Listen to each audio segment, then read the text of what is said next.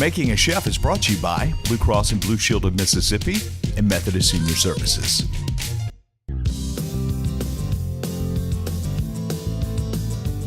We're back with Dr. Brent, and he's in the kitchen today. He's going to teach me again another simple and easy, healthy snack.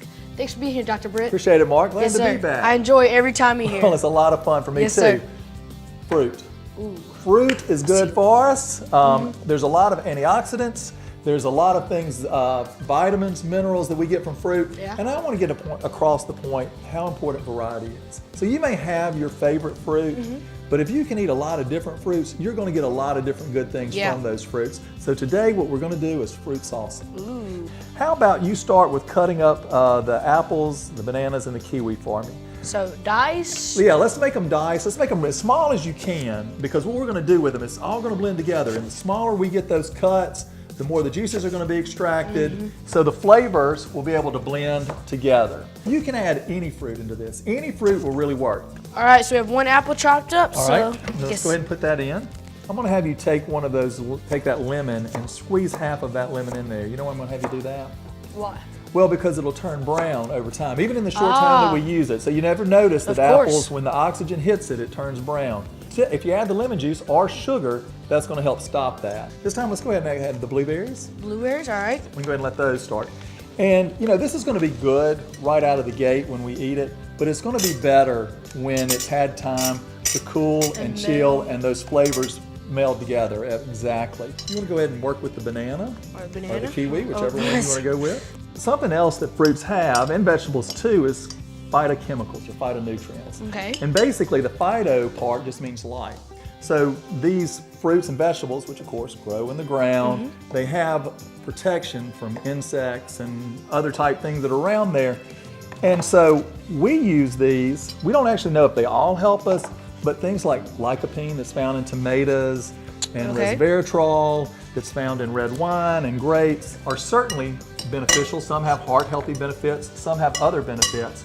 So by eating these fruits, we get the benefit that the plant has for something else for us as well. Awesome. So that's kind of cool. All right, so let's add a kiwi now. All right.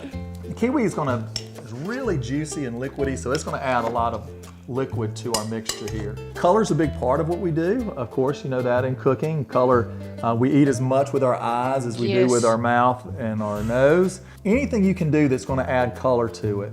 We've got the green of the apples, we've got the white of the banana, we've got this brighter green with the kiwi, the blue of the blueberries. But you know, if you think about it, if you add strawberries to it or blackberries to it, that's just going to add more color to it.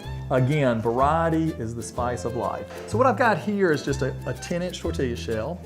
And I'm going to have you, once you're ready, we'll just cut that into 8s. And they'll be like little chip slices. Yeah.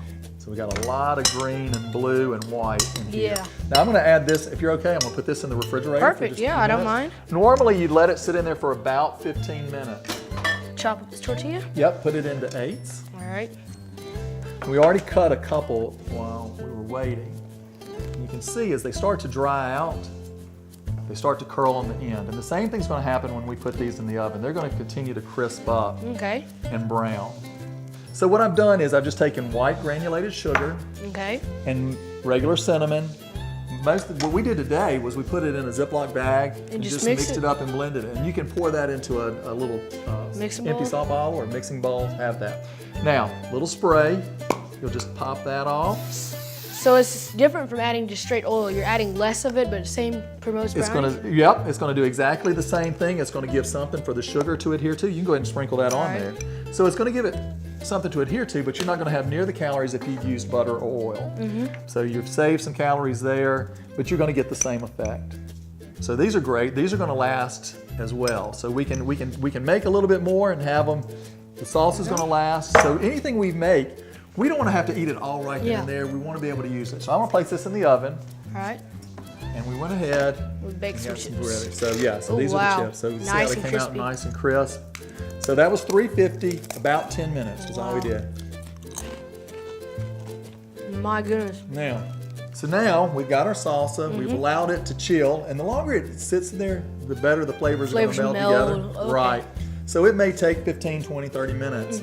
But you got it cooled, it'll be nice and chilled.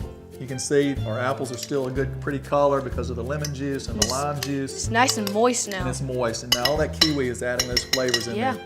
Let's just cut that out.